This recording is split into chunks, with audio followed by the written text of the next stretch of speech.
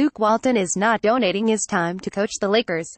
He is not coaching down at the El Segundo Middle School, and he is not coaching his kids' CYO team. He got a 5-year, $25 million contract to coach the Lakers, and when you are getting $5 million per year to coach the league's highest-profile team, especially when it's during a franchise's worst downturn, criticism comes with the job. Yes, even if that criticism comes from a meddling parent of a rookie.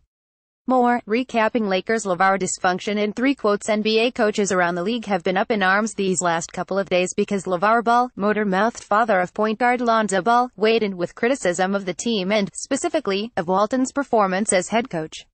The head of the league's Coaches Association, Mavs coach Rick Carlisle, ripped ESPN for doing the interview with Ball in the first place. They should look at their sources and do a better job of determining whether they have any merit or any validity, Carlisle told reporters.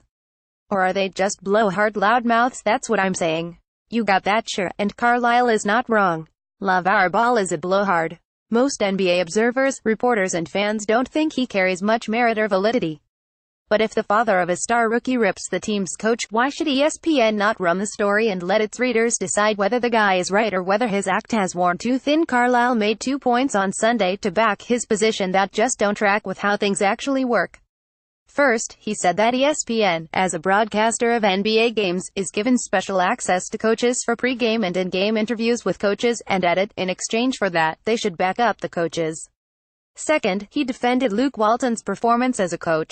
Our coaches are upset because Luke Walton does not deserve that, Carlisle said. 2 years ago, he took a veteran team Golden State and led them to 24 wins in a row, which is an amazing accomplishment. Off of that, he earned the Laker job. To have to deal with these kinds of ignorant distractions is deplorable. More, Lakers stealing notes from Warriors blueprint in hopes of building contender. We should all be able to agree that ESPN does not owe NBA coaches anything. ESPN pays a hefty sum to the league to televise basketball games, and the interviews with coaches are part of making those broadcasts compelling to audiences in the US and worldwide. The network generally keeps the journalism that appears on the website and studio shows separate from the broadcasts. If coaches want to penalize the broadcasts over what appears on the website, they're only hurting the sport. As for the defense of Walton, that is up to Walton, Lakers players and members of the Lakers front office. LaVar Ball said Walton had lost the team. That is not a big stretch. This is a group that had, at that time, lost 16 of 19, including a 9-game losing streak in which they allowed 118.0 points per game.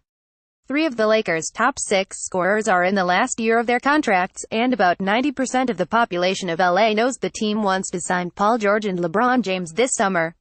So the question is not whether Walton has lost the team, but whether any coach could ever have the team to begin with. But why are his fellow coaches treating Walton like an innocent victim of the cruelty of ESPN and Ball? Walton is an adult. He took a job he knew would be hard when he got it, one that would obviously come with slings and arrows. When he was part of the Lakers brass that decided to take Lonzo Ball last June in the draft, he knew he'd have to handle the LaVar Ball baggage. Everyone knew that. To Walton's credit, he has not played the victim. He's handled LaVar Ball exactly as he should, with a shrug and a joke or two.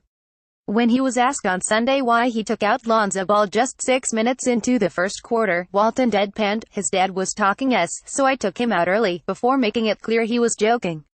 With or without LaVar Ball, this season has been woeful for the Lakers, but an honest look at the roster, even after the team's solid start, would show that the team was destined for trouble. It features too many young guys who are still learning and too many middling veterans who know they won't be in LA for long and are playing for individual contracts. That's never a good mix. Walton knew that coming into the year, and he had to know there would be criticism. This team is on track to fail to crack the 30-win mark for the 5th consecutive year, and you don't need to be a basketball historian to know that in LA, it's the coach who takes the blame. Ask Mike Brown, Mike D'Antoni or Byron Scott about that. More, 3 big reasons why LeBron won't be heading to LA for the Lakers and Walton. There is a way to solve the problem of LaVar Ball. It is not by piling onto ESPN or reporter Jeff Goodman, and it is not by threatening a boycott of access to coaches or restricting the media's ability to interview family members. It's by winning, which is, the reason the Lakers gave Walton $25 million in the first place. If things go well in free agency next summer, Walton and the Lakers will be in prime position to change their fortunes. Walton seems to understand that. Why can't the coaches outraged over LaVar Ball interviews understand it too?